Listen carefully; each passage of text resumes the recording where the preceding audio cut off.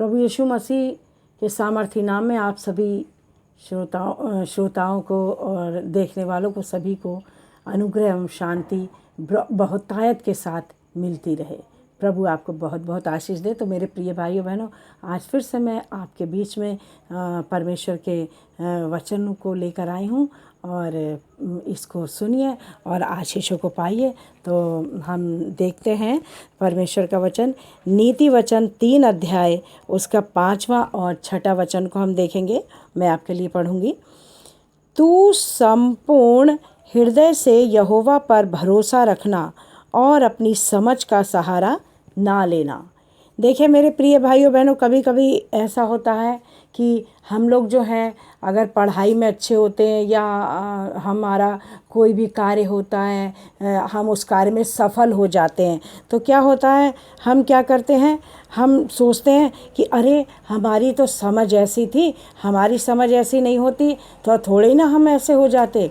तो मतलब सारा श्रेय हम अपने ऊपर ले जाते हैं।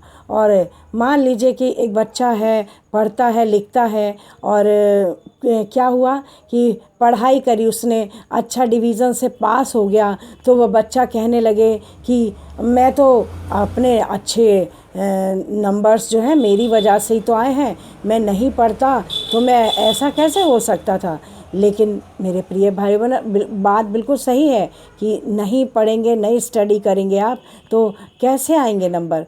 लेकिन मेरे प्रियो, एक बात क्या सोची है आपने कभी कि परमेश्वर ने आप पर इतना अनुग्रह किया, इतनी दया की कि अगर बीमार हो जाता बच्चा तो क्या वो पेपर दे पाता? अगर वो परमेश्वर उसको जीवन ना देता या वो परमेश्वर उसको अच्छा स्वास्थ्य ना देता तो वो बच्चा, मैं आपको बताऊं, एक अच्छी स्टडी करके भी एग्ज़ाम नहीं दे सकता था और अच्छी स्टडी करके भी अच्छे मार्क्स को नहीं ला सकता था। क्योंकि सब कुछ किसके द्वारा आगे बढ़ा? सब कुछ किसके द्वारा आगे बढ़ा? परमेश्वर के आशीष के द्वारा। तो यहाँ पर हम यही देखना चाहते हैं।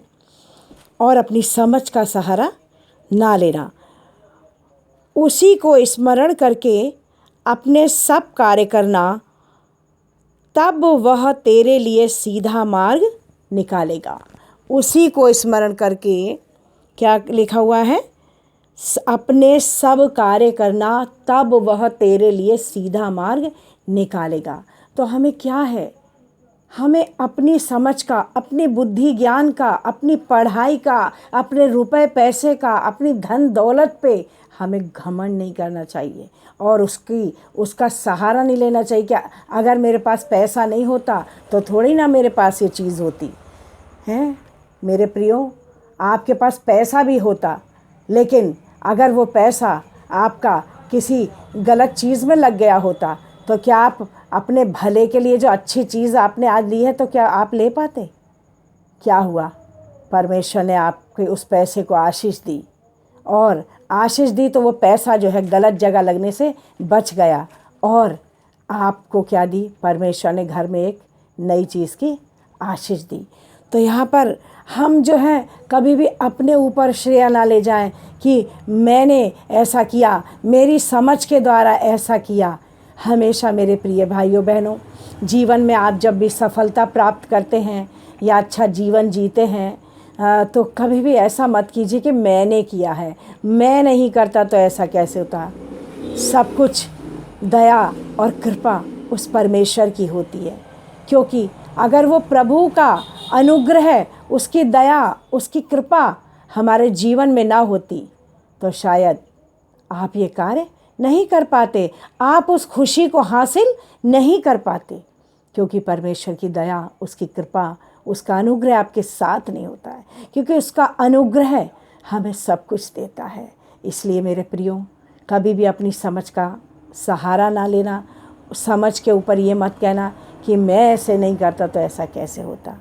तो प्रभु यीशु मसीह इस वचन के द्वारा आपको बहुत बहुत आशीष दे और आपके जीवन में जो है आप कभी भी ऐसा ना कहें कि मैंने ऐसा किया है।